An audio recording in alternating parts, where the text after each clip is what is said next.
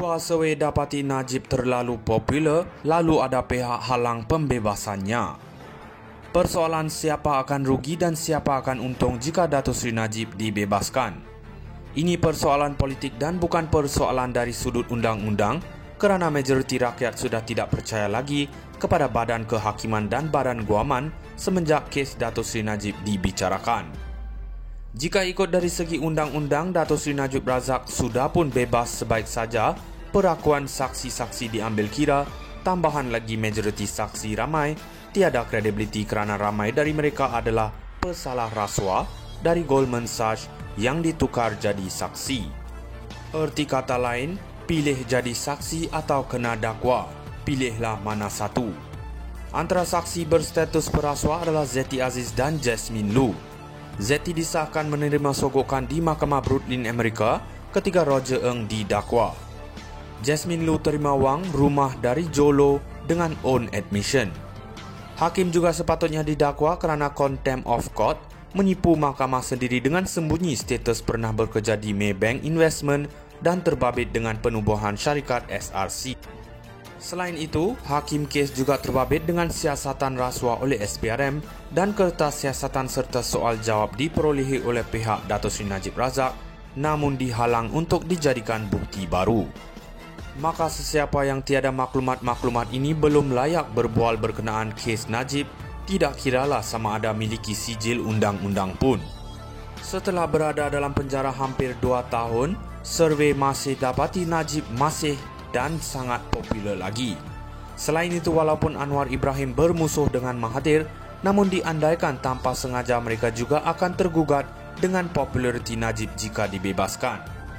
Selain itu, ketika Najib masih bebas pun Tun Mahathir sering mati akal tidak dapat menjawab serangan Najib.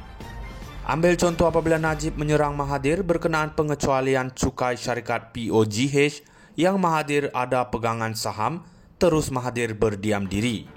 Mungkin kerana Mahathir takut terdedah siapa sebenar pemilik syarikat itu.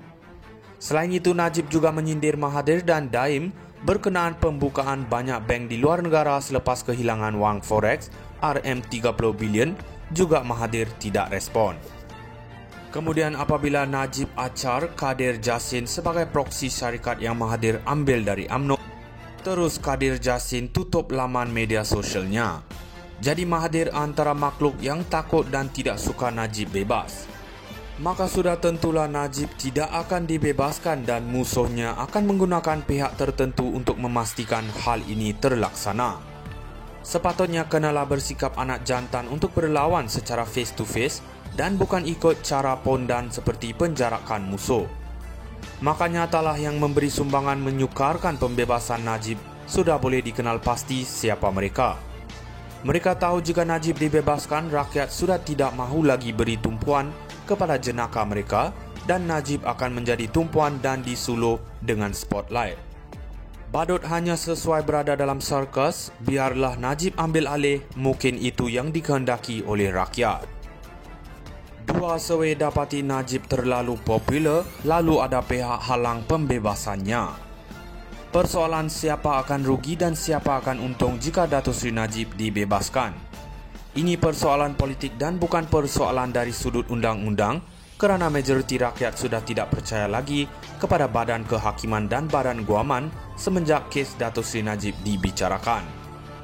Jika ikut dari segi undang-undang, Datuk Seri Najib Razak sudah pun bebas sebaik saja perakuan saksi-saksi diambil kira, tambahan lagi majoriti saksi ramai, tiada kredibiliti kerana ramai dari mereka adalah pesalah rasuah dari Goldman Sachs yang ditukar jadi saksi. Erti kata lain, pilih jadi saksi atau kena dakwa, pilihlah mana satu. Antara saksi berstatus perasuah adalah Zeti Aziz dan Jasmine Lu. Zeti disahkan menerima sogokan di Mahkamah Brooklyn, Amerika ketika Roger Ng didakwa. Jasmine Lu terima wang rumah dari Jolo dengan own admission. Hakim juga sepatutnya didakwa kerana contempt of court, menipu mahkamah sendiri dengan sembunyi status pernah bekerja di Maybank Investment dan terbabit dengan penubuhan syarikat SRC. Selain itu, hakim kes juga terbabit dengan siasatan rasuah oleh SPRM dan kertas siasatan serta soal jawab diperolehi oleh pihak Datuk Seri Najib Razak namun dihalang untuk dijadikan bukti baru. Maka sesiapa yang tiada maklumat-maklumat ini belum layak berbual berkenaan kes Najib, tidak kiralah sama ada miliki sijil undang-undang pun. Setelah berada dalam penjara hampir 2 tahun, survei masih dapati Najib masih dan sangat popular lagi. Selain itu, walaupun Anwar Ibrahim bermusuh dengan Mahathir, namun diandaikan tanpa sengaja mereka juga akan tergugat dengan populariti Najib jika dibebaskan. Selain itu, ketika Najib masih bebas pun Tun Mahathir sering mati akal tidak dapat menjawab serangan Najib. Ambil contoh apabila Najib menyerang Mahathir berkenaan pengecualian cukai syarikat POGH yang Mahathir ada pegangan saham, terus Mahathir berdiam diri. Mungkin kerana Mahathir takut terdedah siapa sebenar pemilik syarikat itu. Selain itu, Najib juga menyindir Mahathir dan Daim berkenaan pembukaan banyak bank di luar negara selepas kehilangan wang forex RM30 bilion, juga Mahathir tidak respon. Kemudian apabila Najib acar Kadir Jassin sebagai proksi syarikat yang Mahathir ambil dari UMNO, terus Kadir Jassin tutup laman media sosialnya. Jadi Mahathir antara makhluk yang takut dan tidak suka Najib bebas. Maka sudah tentulah Najib tidak akan dibebaskan dan musuhnya akan menggunakan pihak tertentu untuk memastikan hal ini terlaksana.